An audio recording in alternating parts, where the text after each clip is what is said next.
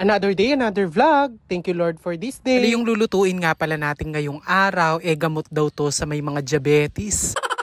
Hi mga che, welcome back to my vlog. Pala mga ampalaya na to, dala nung kapatid ko nung umuwi nga sila galing Candaba, Pampanga. Limbungan na nga daw tong mga ampalaya na to, kaya kung mapapansin nyo, medyo maliliit. Mga time nga na yan, pagkadating nga ng nanay ko, pagkagaling niya nga sa tindahan, may dala nga siyang 2 balot ng tilapia. Lalaki nga pala itong mga tilapia ang dala ng nanay ko, siguro 1 kilo kada isang plastic. 3 piraso nga kada plastic, at kung mapapansin nyo, malinis na nga din pala to. Bali ang gagawin ko na nga lang nito is babanlawang ko na lang na maayos, tapos lulutuin syempre.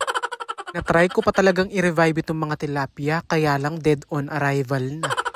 Nakabanlawan ko nga muna bago ko nga nilagay dito sa strainer. Sabi ng nanay ko yung 2 piraso daw prituhin, tapos yung 4 paksiw. Una ko nga pala lulutuin yung paksiw dahil yung mga bata hindi naman kumakain ng ampalaya. Ay tabalo karelo, te daburing masustansyo. Bali, ang una ko nga ginawa sinalansan ko nga muna tong 4 na tilapia dito sa kaserola. And then naglagay na nga din pala ako ng pinukpok na luya. Hindi rin namang hiwain nyo na lang yung luya, pero ako pinukpok ko para malasang malasa. Lagay na din pala ako ng sibuyas, tapos 1 pirasong kamatis. Konting asin pampalasa, then nagbuhos na din ako na suka. Tigan ko pa nga makalimutan, bali naglagay nga din pala ako ng paminta dito. Kuluan lang natin to ng mga ilang minuto hanggang sa maluto nga yung tilapia. Kapag nakasalang yung aking paksiw, magpiprito na ako ng tilapia bago nga pala ako maggisa. Kulong-kulo na nga itong paksiw. Sabi ng nanay ko, maglagay nga daw ako dito ng mga ilang piraso ng ampalaya. Ito na nga yung kabilang side nitong tilapia, kaya naman binaligtad ko na. Mabilis lang din naman tong maluto, kaya naman ayan, hinango ko na din. Na din naman itong ating paksiw, kaya ready na tayo para maggisa. Alam nyo naman na multitasking talaga ako pag nagluluto, kaya kanina pinaghihiwa ko na din itong mga ampalaya. Yan ko nga pala yung kanina ng asin para mabawasan nga yung pait, tapos binanlawang ko nga sa tubig. Prepare ko na din naman yung mga gagamitin natin sa paggisa, kaya naman nagpainit na din ako ng kawali. Ako ngang nilagay itong bawang.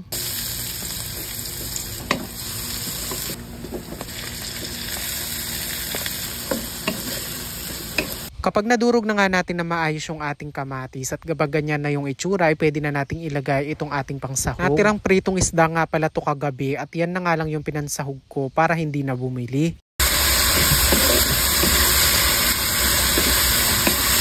Nga din pala ako dito ng konting paminta. At pagkatapos ilalagay ko na nga itong mga ampalaya. Uluan lang natin ng mga ilang minuto, tapos kapag half cook na yung ampalaya, pwede na nating ilagay yung itlog. Pagkalagay ng itlog, wag muna nating hahaluin para maiwasan natin na pumait masyado. Ilagay nga din pala ako ng konting tubig dyan para naman hindi dry itong ating ampalaya.